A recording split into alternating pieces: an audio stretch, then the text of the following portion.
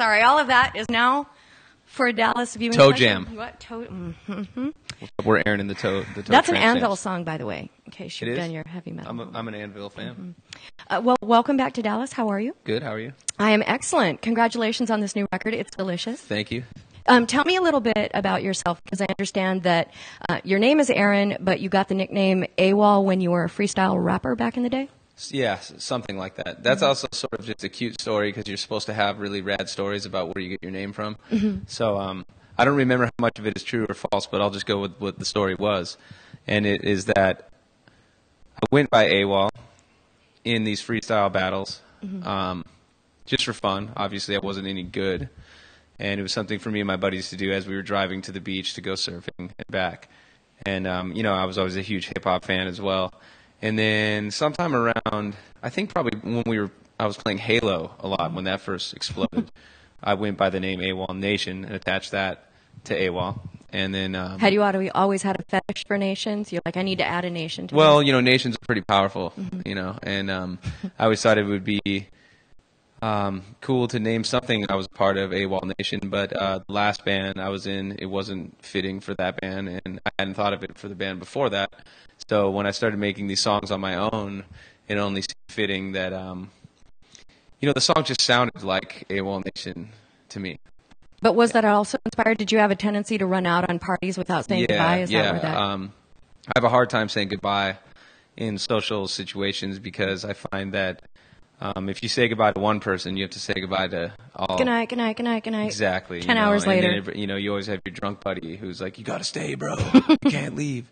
So, that was another reason for the name AWOL. And then, I feel like there's a whole group of people out there that can relate to that concept. And hopefully Awolnation is sort of a musical metaphor for an escapism from the day-to-day troubles of this world we live in. And hopefully this record that we've created can help people do that. Well, I'm glad that you brought up the escapism, because one of the things that I'm attracted to most about your music isn't just the music itself, but there's a rhythm and flow to it. And I could tell that you were a surfer. Like the new Incubus album, if you listen to that record, you can tell that they're really into the beach and the ebb and flow of the tides and being in touch with nature. And I'm curious, how does surfing help you find your flow when you're making your music? Oh, thank you for noticing.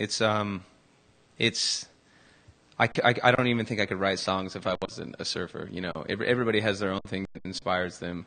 Some people, love to go rock climbing or skydiving or, do karate or, different things. And for me, it's always been surfing. And the great thing about surfing to me is it's incredibly rhythmic. You have to be in touch with Mother Nature's gift, which will be that wave that you catch that one day. And each wave is different, so you have to adapt. And I find that the balance that gives my soul is very comforting and gets me prepared to make music the best I possibly can. I'm guessing then that you're a fan of the documentary Riding Giants. That's one of my all-time favorites. That's Laird Hamilton and those guys, that just the way they talk about surfing and having to... You don't know if you can make a wave until you're on it, and then you can't fight it because every ride is different. You just go where it takes you, and it's such a great metaphor for life. If you just stop fighting it and go where it takes you, then you might end up all right. Yeah, everybody needs to get better at accepting the things they can't change, I suppose. Tell me, now, I understand that you got into music. Was it in 6th grade? You got turned on to a band called the Ice Monkeys? I was in a band called the Ice Monkeys, okay. which was just me and my buddy on drums. See, back then, it wasn't... I feel like nowadays there's so many more bands, it's so much easier to start a band. Technology has advanced to being so user-friendly that it's a lot easier for people to record themselves on programs that are already in your computer when you buy a new Mac, GarageBand and different things. So back then, though, there was nothing like that. So we would record ourselves with a 4-track. I'm sorry, that's not true. My bad. We would record ourselves with a karaoke machine, which would have 2 mics. We'd have one mic in the center of the room recording all the instruments, which would sound basically like acid. It would sound horrible. And then I would sing on top of that, so you'd have like this horrible recording of our little punk band, 2-piece punk band, and then my vocal on top of it way too loud, which was very embarrassing when we would show, different people. Is there a video of any of it somewhere? Our bass player Dave actually does have a concert we did in his backyard. Please recorded. YouTube that, please. And, we evolved into a three-piece, and we were like if Guttermouth, Operation Ivy, and Nirvana got together, or something like that, you know. So meets Rancid, I guess, you know. So we were really into that kind of scene. And then after that, I got into the hardcore scene. I was in a straight edge band, and then right out of high school, I wanted to take it more seriously and start writing melodies that were actually memorable for people, and that was Hometown Hero. And then after that, it was Under the Influence of Giants, and now we're here in Awolnation. Tell me about your mom. I understand that she's a teacher, and I read a great interview with you where you described her as a positive beam of light. Yeah. And that, she would drive you to school and sort of force 80s classics on you? She made you listen to all when you get a ride to school, you're forced to listen to whatever the driver is listening to, and that was, for me, Prince, Michael Jackson, Madonna, whatever was on at the time was Kiss FM. Was like the only pop radio station, and there, I don't even know if there was like the K-Rocks of the world back then. I think there was, but it was only new wave music. That was before it reached the I think that was before the alternative genre even really existed. So there was definitely no rap music on the radio yet. So I got a huge dose of great 80s pop music, and I fell in love with pop music at a young age.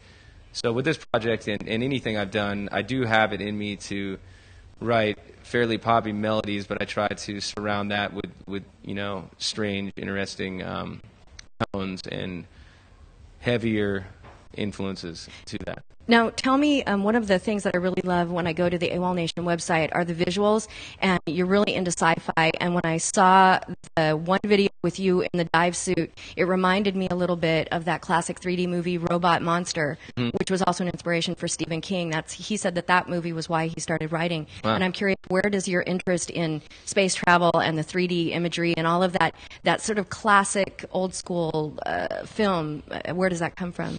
Well, that style and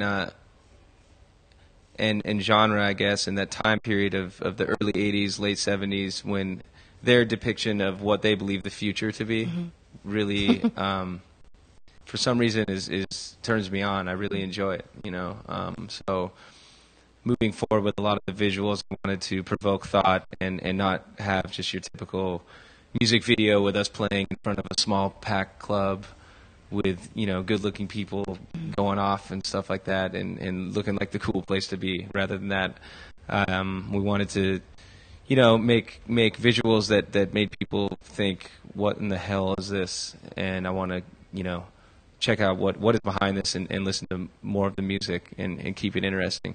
Because I find it to be pretty boring to see the same typical stuff be done over and over and over again. So we always want to try to do stuff that's a little bit different than everybody else. But you did have beautiful people in the Burn It Down video, which gets the Jessie yes clause. And no. I mean, it depends on what you define as when you got beautiful, cheerleaders shaking their muffin on a what is it, in the jury pool? It was like the People's Court. That is one of the greatest songs ever. That's like the Muffin Shaker of 2011. Thank you, Muffin Shaker. I've never heard that. It should come with like hot pants, with fringe hot pants and go-go boots. We just wanted to make a sort of an acid trip of a video that happened in 3 minutes of time, and hopefully we accomplished that. Sale, I hear rumors all the time, but I've never seen like a definitive interview. If it's true that Sale was moderately inspired by Stick, Come Sail Away, that's 100% not true. It's not true. No, okay. That's a great song. Okay. But yeah, the song's called Sail, and I guess maybe we were coming from the same intentions of sort of trying to escape where you're at, I don't really know the lyrics to that song exactly. Well, I wondered, because when I first read that, I think it was on the Wikipedia page, and it's like, well, then I went to check out Come Sail Away, and it's like, well, I'm not seeing it, so I'll ask him. But I think the first time that I actually got turned on to that song, it wasn't your video, it was Jeb Corliss, the bass jumper, who had used it. Was it Grinding the Crack? It is the most mortifying, jaw-dropping, vertigo-inducing video I have ever seen. Were you blown away by it as well? I was blown away by that one. It has kind of a surfing sensibility because he's surfing the air instead of the water. And it was just perfect for the song. And when I wrote a lot of these songs, I never thought they'd be on the radio ever. But I did think that they would be very fitting for certain movies or certain situations, much like Grinding the Crack. So at the very least, I thought something maybe like that would happen and we'd get lucky, but I had no idea we'd have success at radio and I'd be doing, interviews with female Santa Clauses and stuff like that, you know. So we're really grateful to have the opportunity. So now what's next for you? Because I heard that you had a dream of working with Jeff Lynne from ELO or Olivia Newton-John. Has that? Well, no, I love Olivia Newton-John, and I love the work that Jeff Lynne did for her.